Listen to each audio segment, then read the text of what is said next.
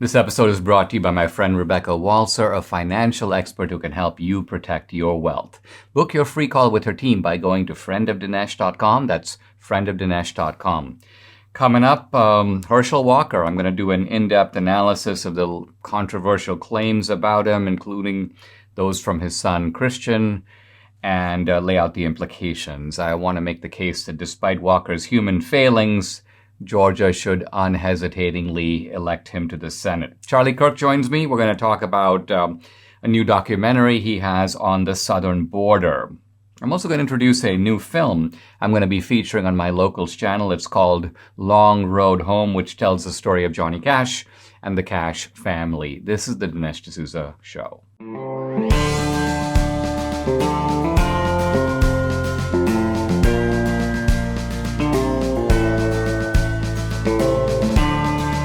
America needs this voice. The times are crazy. In a time of confusion, division, and lies, we need a brave voice of reason, understanding, and truth. This is the Dinesh D'Souza Podcast. I want to talk today at some length about the left's hit on Herschel Walker.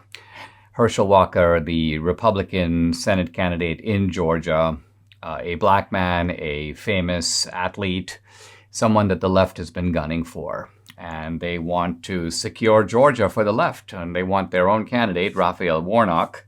By the way, far left. This guy could almost be described as a communist. And he, by a weird turn of events, got elected in the runoffs in Georgia in early 2021. And many Republicans were like, well, it's only going to be 2 years. We'll knock him out for sure. This is a red state. But here we have this bitterly fought race between Herschel Walker and Warnock. And so a big article coming out from the left. This was, I believe, in the Daily Beast. I have the article here. Essentially arguing that attempting to document Herschel Walker paid for girlfriend's abortion. Now, this occurred evidently 2009, so 13 years ago. But nevertheless, they claim we have receipts, we have documents, we even have a get well card sent by Herschel Walker that has his kind of trademark signature with a kind of distinctive H. Now, the woman, the article confesses, is a Democrat. She's a leftist. She doesn't like Herschel Walker, nor does she like what he stands for. She's angry that he's anti-abortion, and she wants to see him defeated. So this is think of it, this is echoes of Anita Hill making a hit on Clarence Thomas under somewhat similar circumstances, making allegations, supposedly producing evidence, although the evidence itself is only as good as what you're willing to believe, because this kind of evidence is extremely easy to cook up. And very often conservatives just jump to go, this is very damaging. But Herschel Walker has vehemently denied any of these allegations and basically said, look, no, that didn't happen. That was not true. And he doesn't deny that he sent the card to the woman. He did know the woman, but he says, I send out money, I send out cards all the time. As a famous athlete, he gets a lot of requests. So anyway, this is really and the story would have been what it is. Take it or believe it if you will. I don't think most Republicans would pay it much heed. The left, of course, would try to use it as a weapon against Herschel Walker. But then right in the middle of this comes young Christian Walker, age 23, and he begins by putting out a couple of very hard-hitting tweets against his dad. He's clearly no fan of his dad, and basically says that his dad abandoned his family, told a lot of lies. He went on to say that his dad had 4 children with 4 different women. But then he followed it up, Christian Walker did, with 2 videos that hammer the same points home and drive essentially the message, enough lies. So I think what seems to have put Christian Walker over the top was the fact that Herschel Walker emphatically denied having anything to do with this abortion. I think Christian Walker has felt, and he says this, so I'm not putting thoughts in his head, humiliated by this kind of a degrading scandal. And this is really what the left is into. Degradation is the name of their game. I remember from the Clarence Thomas case, Clarence Thomas saying that they degraded him so much that he was literally on the floor crying. And because he felt that quite apart from do I belong in the court, Clarence Thomas was, I don't even care. It's not about the court. It's about the dignity of a black man who's being accused of the same kind of sexual stereotypes that are used against black men, by the way, for decades and if not centuries, and used by the Democrats, by the same party that used them against Clarence Thomas is now using them against Herschel Walker. It's important to realize that this is a party that protects its own guys, including its own black guys. Speaking of Raphael Warnock was in a domestic scandal in 2020. I remember his wife was on television and she was talking about the fact that he was an abuser, he was a liar. She called him a very good actor. She, in court, accused him of neglecting his children. So all of this has been said about Raphael Warnock. But in fact, when I put it out on social media, people were really surprised. Where did you get this? Where did you hear this? It was all over the place. It's out there. It's not being resurrected by the media for obvious reasons. They're protecting Raphael Warnock and they're going after Herschel Walker. So this is a very familiar playbook on the left. And the only question is, will our side fall for it? I noticed Mike Lindell is trending again on Twitter today. That guy sure has the guts, and we need to support him. Now, we have together helped build MyPillow into the incredible company it is today. We've trusted in Mike to give us a great night's sleep. And Mike is offering a bunch of specials on top of the special exclusively for my listeners on the Percale and Giza Dream bed sheets, marked down as low as $29.98. Mike is also now changing the game with his 3-piece towel set. This set is made with USA cotton, making it extremely absorbent and yet still providing that soft feel you look for in a towel. The set comes with 1 bath towel, 1 hand towel, 1 washcloth, typically retailing for $49.99, but now, for a limited time, the 3-piece towel set for the low price of $19.98 with promo code Dinesh. Wow, don't miss out on this incredible offer, limited supply, so order now. Call 800-876-0227, that number 800-876-0227, or go to mypillow.com to get the discounts. You need to use promo code DINESH Dinesh.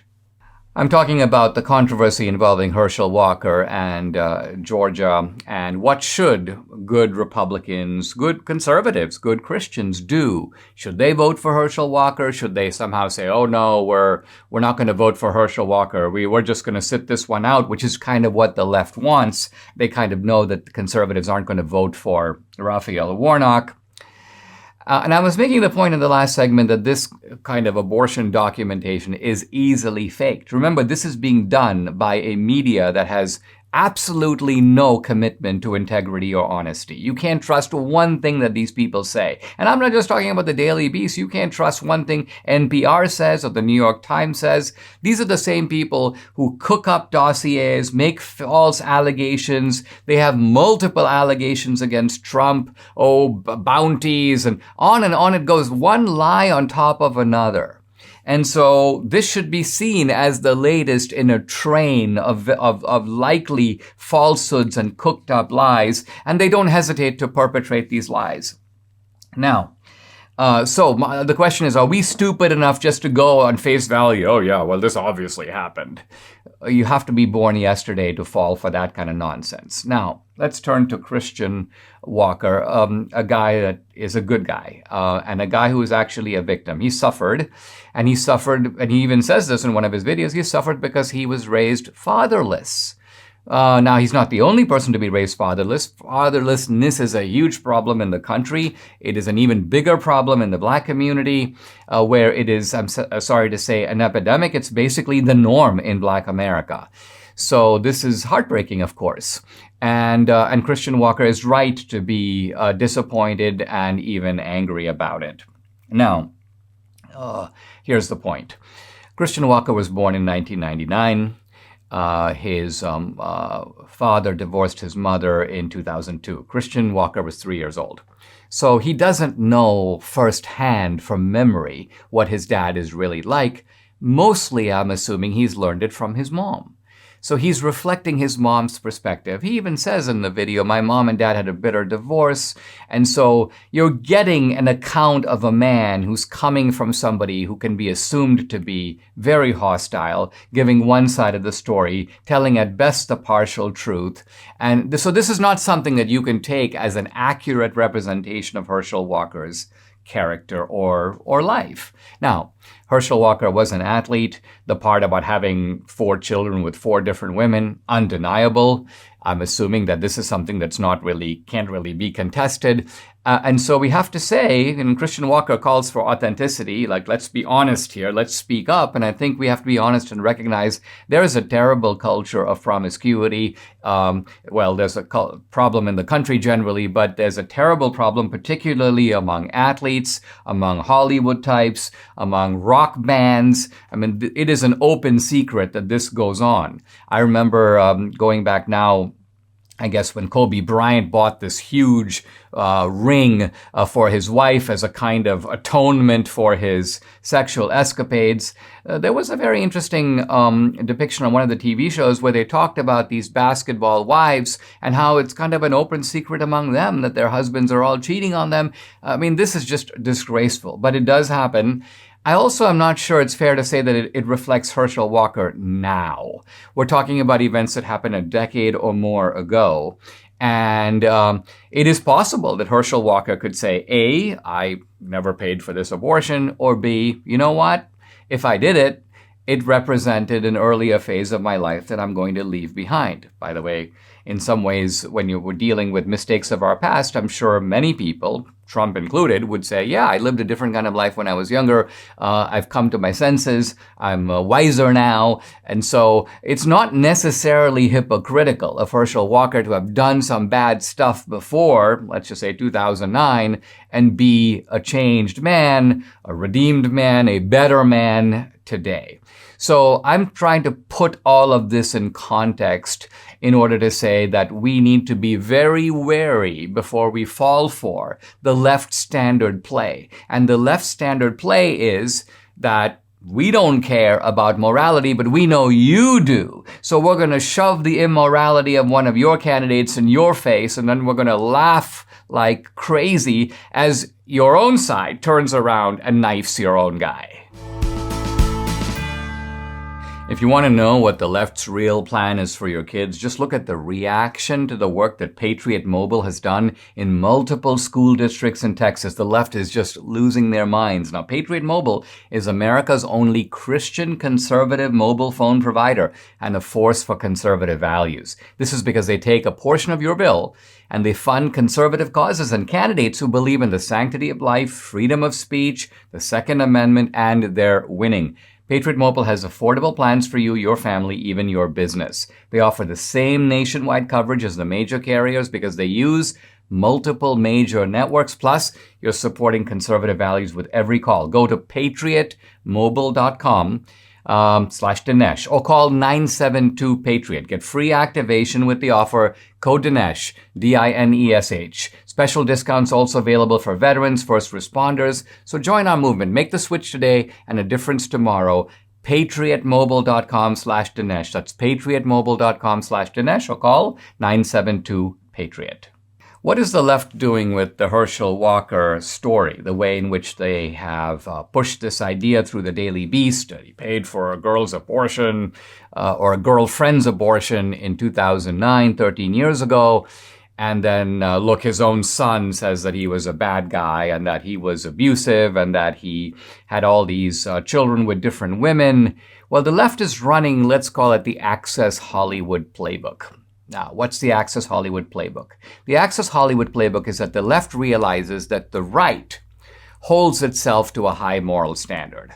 And the left's point is this is wonderful because we can get them every time one of their own guys falls short of that standard. We accuse this person of hypocrisy. Now, first of all, the charge of hypocrisy is false when all you're saying about someone is that they fell short of their own standards. Let's say, for example, I have a moral standard, and that moral standard is I will never tell a lie. And then it turns out that in some circumstance, I tell a lie. Am I a hypocrite? No, I'm not a hypocrite. I'm merely falling short of my own moral standard. Hypocrisy is something different. Hypocrisy is when you don't believe in the standard at all, and your posture of believing in the standard is a fake. Think of the Pharisees. The Pharisees posed as very pious men, but they weren't. They didn't actually care about piety. The piety itself was a pose. It's not like the Pharisees said, we genuinely want to be holy men and we're falling short. If that was the case, they wouldn't be hypocrite. They wouldn't be pharisaical, to use the phrase today. Now, with regard to Herschel Walker, we have to remember that Herschel Walker is not running for Father of the Month. He's running for the U.S. Senate. And it turns out that he is the man standing in the way of a virtual communist, Raphael Warnock, getting another 6 years. This is about Georgia, but it's not just about Georgia. It is about whether we want a red state like Georgia to put a far leftist into the White House to represent that state. Think of what a scandal that would be. And above and beyond that, the Senate is hanging delicately in the balance. If Biden got 1 or 2 more senators, he would have secure control of the Senate. And think of what that means for Supreme Court justices, for legislation. So in the name of riding our moral high horse, are we willing to sell out not just Georgia, but sell out the country? This is downright insanity. In the case of the Hollywood Access tape, what Trump basically did, he blew it off. He basically went, and you could almost argue that Trump followed an ingenious strategy of lowering the moral bar and then jumping over it. And he refused to make it a big deal. He refused to cower. He refused to do what Republicans normally do, run away, go into hiding, refuse to return calls of the media, act like they've done something wrong, have crisis meetings to figure out what to do, disavow fellow Republicans. Trump's point was, okay, maybe I did, maybe I didn't. This is what I meant to do. And then I'm moving on. Big deal. Make of it what you will. And that's my approach here. We are electing someone for the U.S. Senate. What we want Herschel Walker to do is basically 2 things. Show up, and second, vote right. And if he does those 2 things, he will be doing what we're electing him in the Senate to do. Think of it. A senator is not a governor. Senators don't actually run anything. The thing that senators do, the same as congressmen, by the way, is they show up and vote. And think about the votes of Herschel Walker on the one hand versus the votes of Raphael Warnock. That's really what this is all about. The left is running one of their standard plays. Think about it. They timed this. They dropped this sort of bombshell, 30 days before the election. It could all be proven to be a fake later, in which case they'll all chuckle about it and go, hey, listen, it worked, didn't it? That was basically what Harry Reid said when confronted with lies about Mitt Romney. It worked, didn't it? So this is what they do. We've got to be smarter than that. We have to avoid doing what we normally do, which is falling for their scam. And so I endorse Herschel Walker for the Senate for Georgia. I think that Georgians need to recognize that this is a fast one the left is trying to pull on them. Christian Walker, poor guy, a good guy, is caught in the middle of this. But we should not be fooled and recognize that they're trying to do this to us. We won't let them. We're probably almost certainly going to have control of the House. It would be really nice at the same time to also have the Senate. I think I'm not a super fan of the flavor of veggies, but I have to admit when I'm in the produce section, all the vibrant colors, not just the fruits, but also the veggies, look really good. Now, Dr. Howard at Balance of Nature has told Debbie and me that, hey, all those colors you see in the produce section equal nutritional variety. Different colors signify different key nutrients. So if you eat only your 1 or 2 favorite veggies, you're missing a whole world of vital nutrients. Now, this is why Debbie and I take these 6 little fruits and veggie capsules every day. Each daily dose is made up of a blend of 31 different fruits and veggies. 31. So variety equals vitality. Give your body everything it needs with Balance of Nature. For a limited time, all new preferred customers get an additional 35% discount and free shipping on your first Balance of Nature order. Use discount code AMERICA. Call 800-246-8751. That's 800-246-8751. Or go to balanceofnature.com and use discount code AMERICA. Guys, I'm really delighted to welcome to the podcast, actually for the first time, my friend Charlie Kirk, also Salem radio host and podcaster, and of course the founder and CEO of Turning Point USA. Charlie has produced a remarkable documentary that's about the border. It's called Border Battle. And I haven't seen the documentary, but I've seen the trailer. But I want to welcome Charlie Kirk on the podcast to talk about it. Charlie, this is you're always expanding your portfolio, forging into new territory, launching all kinds of new projects. What got you interested in this topic of getting to the border and revealing what's really going on? Yeah, I mean, I live in Arizona, and Turning Point USA is headquartered in Arizona, and we see firsthand what's happening on the border. We hear the stories, we see the carnage, we see the drugs, and I've been down to Nogales, I've been down to Yuma multiple times. And I'm always just kind of so disappointed at how the media portrays what's happening on the border versus what's actually happening. And even right-wing media gets it mostly right, but there's a deeper story at play of how the cartel is running this like a business, about how human beings are actually the ones that are being smuggled more than drugs, and all these different kind of layers to the story. And so I asked our team at Turning Point USA, like, hey, does this make sense for us to do? And because we had all the connections through the wonderful Sheriff Mark Lamb and Border Patrol. And so we raised some money to do this from a couple donors, and we embedded ourselves for 9 months in Border Patrol and local sheriffs. And we have firsthand footage that will blow you away, telling the whole story of what's really happening in the border. And so we decided, do we want to do a movie or do we want to do a series? Because, I mean, you're the movie master in the conservative space. We felt it would be better to kind of do a docu-series because it's so information rich. There's such a story to tell. And I think actually the American people have the patience to sit through a couple episodes right now and learn about how the cartels came to power, to learn about how they actually run these superhighways on the southern border, sometimes in collusion with local sheriffs, local DAs, or kind of a tacit, I won't look while you come across type thing. You know, we talk about the increase in Yuma, for example, where it used to be about a couple hundred people a day would cross the Yuma sector. Now it's 2,000 people a day, 2,000. And across the entire southern border, it's anywhere between 5,000 to 7,000 people a day that are coming into our country. So there's a lot of confusion about this. We try to clarify that and also motivate people to do something about it. So it's Border Battle. People can find it at salemnow.com. I think it's a terrific piece. We spend a lot of time and energy on it. And living in a border state, our argument is every single state in America has become a border state.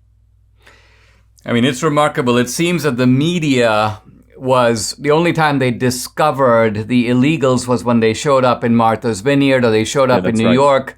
And then they were like, oh, wow, we can't believe that these people are showing up in our community. And yet Texas and Florida and Arizona, these border states have been taking large numbers of these illegals. Now, my question is this: what is the role of the Biden administration here? Is it, they have to know, I'm not saying that they do Zoom calls with the cartels, but they have to know that this is a kind of a two-way operation in which the cartels deliver the human bodies to the border, and then the Biden administration lets them in. Yeah, I mean, when I went down to Yuma, what was one of the most depressing things that I learned was how the Border Patrol said they're not allowed to do their job. And they walked through basically how they've become a paperwork processing center for Amnesty International. And this stuns people. It's that no longer do the illegals not want to get caught. Now, the ones that don't want to get caught, that means they're carrying something or they have a background and they're really bad. There's hundreds of thousands of those people. But the vast majority, the millions of the people that actually come into the country illegally, they just surrender themselves. They go straight into Border Patrol's hands. They go straight into DHS. They say, but you know, I'm seeking asylum. And under the new rules, under this administration, the facts are showing us that basically they're allowed free entry into the United States. They get cell phones. They sometimes get money for food. They get flown into the interior of the United States, to go do whatever they want to do. And then they get some paper that they, in a language they don't understand, English, of some court date in a year and a half or 2 years, like they're going to show up for that court date. So there's 5 million, 6 million people in the last year and a half that have court dates, and a vast majority of them are never going to show up for their court date for an asylum hearing. So they're here. And then not to mention they have children and anchor babies that then, of course, give their children citizenship. And next thing you know, the process continues forward. So yes, I mean, what's so shocking And this is something, I had a conversation with somebody the other day that is more of a political moderate, but I think an honest person and wants to find the truth. They said, Charlie, I just find it really hard to believe that our leaders want this to happen on the border. I said, oh, no, they do. Our leaders are intentionally allowing the invasion of our country. They want our sovereignty destroyed. They want the human beings to come into the country, I think, for political reasons, and they've admitted that. And whenever you say that, they say that's the great replacement. That's nonsense. Just listen to the Castro brothers. Listen to all these Democrat leaders that have said this for the last couple of years about how open borders favors their political aims and objectives. And so, look, what you'll learn about in border battle is two things: how bad the problem is, but how fixable it is.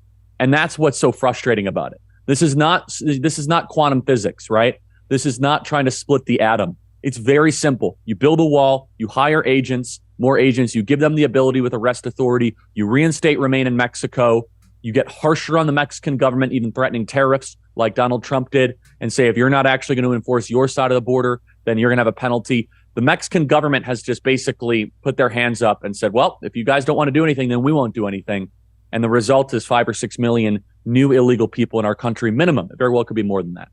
I mean, I even read somewhere that the Mexican government is providing a sort of a transit visa. So if people show up at the Mexican border on the other side, the Mexicans go, hey, listen, we'll give you safe passage over to the U.S. border. It's really not, but they don't allow them to stay in Mexico. That's the point. No. Mexico actually protects its own border against citizens coming from other countries into Mexico. Yeah, that's right. This could be fixed in one afternoon. Donald Trump saw this scam and he called up Honduras and Nicaragua, Guatemala and Mexico and used the strength of America and said, you're all going to get tariffs. You're not going to get, and every time you call me and ask me for something from a natural disaster, you're not going to get it. And we saw border crossings go down. Huge, Dinesh. Now, was it totally fixed? No, but we were talking about in Trump's last year, and I'm just kind of, going off the top of my head, I think it was 400, 500,000 people that came across the border. And then a lot of them were then deported after, because of Remain in Mexico. We're talking about 2.5 to 3 million a year. And these are just guesstimates, by the way, Dinesh. When you go down there, we have pictures of swarms of people. We're talking 2,000 people in one night that come across one sector. How are you supposed to process that? And there's another part of the film that people will see, and they'll be able to see it at salemnow.com, of what's called the dump zone. So there's an area where they call them migrants. I call them border jumpers and line cutters. They'll come and they'll dump their IDs and dump their ability to trace who they are. And so there's this massive garbage pile that I go through and our documentarians and our team goes through. And what we see is IDs from Iran, IDs from Afghanistan, IDs from Azerbaijan, IDs from Syria, IDs from Russia. So as soon as they drop their ID and they go around the corner, because there's a barrier there, right? But it's kind of a joke, to be honest. They go around the barrier. As soon as they then claim asylum, you can't even go back to get the ID to correlate them. Then you don't know who they are. And so, let's just use some rational thinking. By the way, we know that legit terrorists are crossing the southern border. DHS report has said that. You have people from all these Arab countries in the Middle East that are surrendering their IDs. Why? Maybe because through a background check or at least one, Interpol check through some sort of either European or Asian, database, they might have committed crimes in that native country. They might be rapists or criminals or murderers.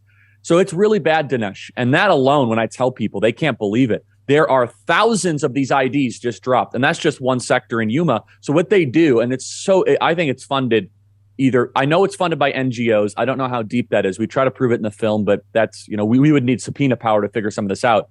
They fly to Mexico City through whatever international way, and then they take a bus to Mexicali, and then they go to Yuma and they just cross the border. It's all mapped out for them.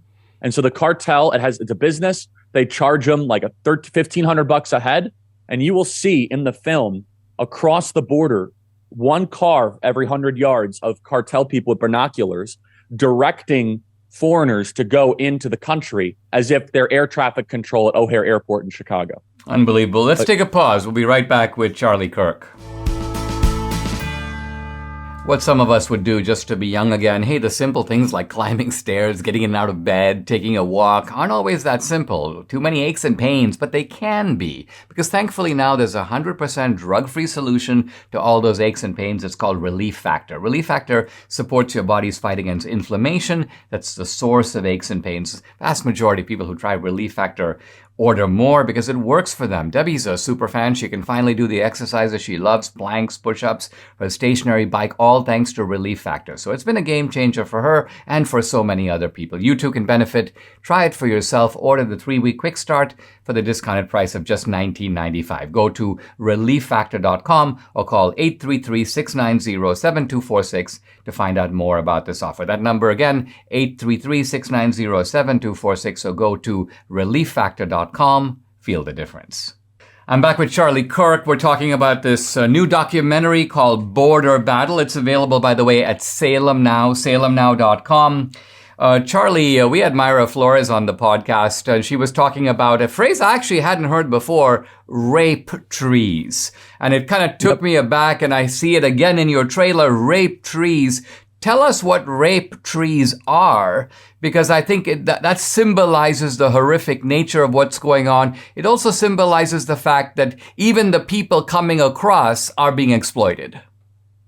Correct, and the left doesn't care at all. So a rape tree is a tree or a location that usually is, hidden in between hills, or it's a little bit off to the side on the Mexican side of the border, usually a couple hundred yards from the United States border, where young girls are taken by cartel members and raped and taken for sexual gain before they're released into the interior of the United States. And so they're tied up to the tree, and this is where this brutal act happens.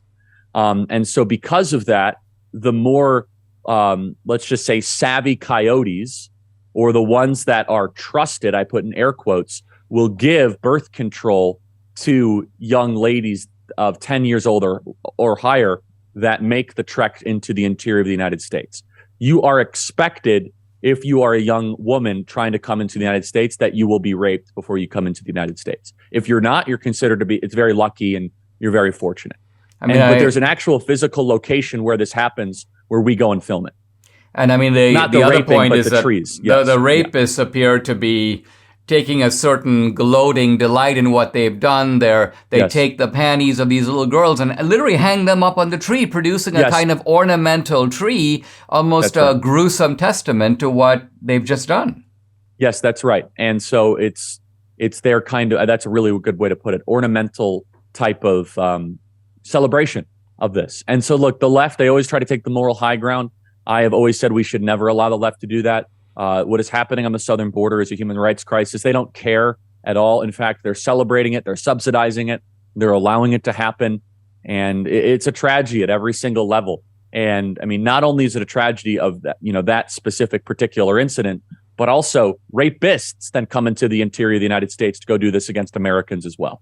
I mean, we have a fentanyl crisis in the country. We also have a crime surge that's occurring in many places, by the way, not just, cities, but also in rural areas. I think part of what the film is showing is that these two crises are aggressively driven and exacerbated by what is going on at the border. The border is almost the kind of feeding source of these crises. Now, my question is this: if that's true, think of the horrific betrayal by the Biden administration of its own people, of the American people. Don't you think that this is something that the Republicans, if they get the House and the Senate, should maybe even begin impeachment hearings over? Take this matter with the gravity it deserves. Yeah, and I would ignore Biden. I mean, I think Biden is an interchangeable part. I think you should impeach Mayorkas. I think Mayorkas is a traitor to America. He's intentionally allowing the United States to remain open for a multi-million person invasion that makes D-Day look like child's play. I have a whole theory about how we should approach impeachment. Again, I think that impeaching Joe Biden actually doesn't understand who really has the sovereign power right now in the government. I think we have an upside down dictatorship where the middle bureaucracy is actually calling the shots, and Joe Biden is just a puppet or a figurehead or a dimension-ridden, helpful tool of the regime. And so I think we should impeach Mayorkas and Garland and Becerra and all that, like Christopher Wray, all the people kind of in that middle sector. You can impeach cabinet officials as long as they're Senate confirmed. I think it would be much more popular with the American people. It puts a face to kind of the deep state, to the shadow government. And in some ways, at least it makes an attempt to depoliticize the impeachment process, where if you go after Biden, they're going to just dig in. But if you go after Mayorkas, the facts are pretty amazing, right? All of a sudden, you'd have a nonstop television commercial about how this guy right there allowed 5 million people to waltz into the country and did nothing about it. And then you'd have testimony after testimony, and I could find them. I could go get the witnesses of Border Patrol agents that told me, yeah, we have direct orders from Washington not to apprehend anyone. Oh, really? I mean, it's a really good idea, Charlie. And this documentary is must see. It's called Border Battle. It's available on salemnow.com. Charlie, thanks for joining me on the so much, podcast. Dinesh. See you soon, Dinesh. Thank you. The AARP is rallying behind the new tax and spend bill, promising members it will reduce inflation and bring relief from big pharma. No, in reality, it's going to hurt the 65-plus crowd financially and medically. Now, AMAC knows the truth. AMAC is the Association of Mature American Citizens. They advocate for their members. You will never find them in anyone's back pocket. I trust AMAC. They're honest. They fight for your conservative values. Join AMAC today like Debbie and I have. AMAC offers special discounts and benefits. Plus, they provide access to financial and insurance counseling services. For just $16 a year, you can join AMAC. Go to amac.us/Dinesh to start enjoying benefits. Anyone can join, but if you're a senior, what are you waiting for? Don't let the AARP misrepresent and mislead you. Join AMAC today. AMAC serves its members with integrity and compassion. Join or renew today at amac.us/Dinesh. That's amac.us/Dinesh. Guys, I told you yesterday about a new film about Johnny Cash and the Cash family. It's called Long Road Home. It's going to be uploaded to my YouTube channel. You can stream it and watch it, or you can subscribe to my channel and you'll get the movie included for free. But I wanted to bring today the producer of that film, Jack Vale. Now, Jack is well known as a comedian. He is a YouTube personality. He actually has a massive YouTube channel, and he's famous for doing hidden cameras and pranks and stunts. But he's also made a great movie. And so welcome, Jack Vale. Thanks for coming on the podcast.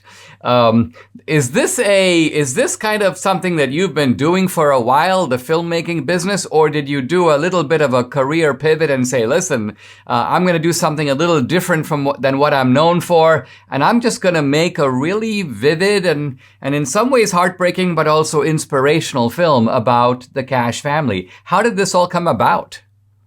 Yeah, thanks, Dinesh. So actually, I've loved hidden camera pranks my whole life. So I grew up watching Candid Camera and stuff, and I love to laugh. And so we have a lot of laughter in our house with 5 kids. But it's funny, when you start on something like YouTube or whatever, it opens the doors to so many other things. And one thing that you might do in your life doesn't necessarily define everything about you. And so, I've always been a fan of Johnny Cash. My family and I moved out to Nashville about 4 or 5 years ago, and I got to know this guy who had conducted a bunch of interviews and met the Cash family, and he sat me down and he showed me all these things, and I said, man, this is really incredible. The thing that gripped me the most about it was the fact that it was different from any documentary I had ever seen before. It was different from anything I had ever learned about the Man in Black. It was just so unique and deep and honest and raw and all of that stuff. And I thought, this is really, really special. So I said, listen, I have some ideas on where would be a good place for this to live. And I'd love to get involved and finish the production with you. Well, I mean, 2 things about the film struck me. When Debbie and I saw it, we were kind of blown away because we didn't know what to expect. It's one of those things where we watch a lot of movies, but we were really drawn into it, the vividness of it. Just to give a small vignette that remained in my mind, they're talking about Johnny Cash's mom, and she'd come into the living room and see all these famous characters. I mean, Elvis one day and the other day. So the actor Robert Duvall is sitting there, and she's like, who is that guy? They're like, well, he's Robert Duvall, and all she cares about is why hasn't he put his plate in the sink? I think the inclusion of this kind of everyday vivid detail, but the film also then takes you into, a kind of a dark place, because this was a family that suffered addiction, alcoholism. And it wasn't one of them. It wasn't just that Johnny Cash went crazy and did all these things. It was the whole family, wasn't it? Yeah, it really was. And that's what struck me the most about the film, was the fact that it almost like ran in the bloodline. It started kind of at the top and then kind of stayed within the family. And I guess it's not, I've learned a lot about this project, just digging deeper into it and diving into this, that I did not know before. Addiction, substance abuse is not something that I've ever personally had to deal with. So I don't understand all of it. So I've learned a lot. But yeah, it's interesting to me that nephews and kids and all of this, the whole family kind of had their own struggles, and even his sister Joanne. It's really something to listen to all of their honesty and their takes on what went on within the family.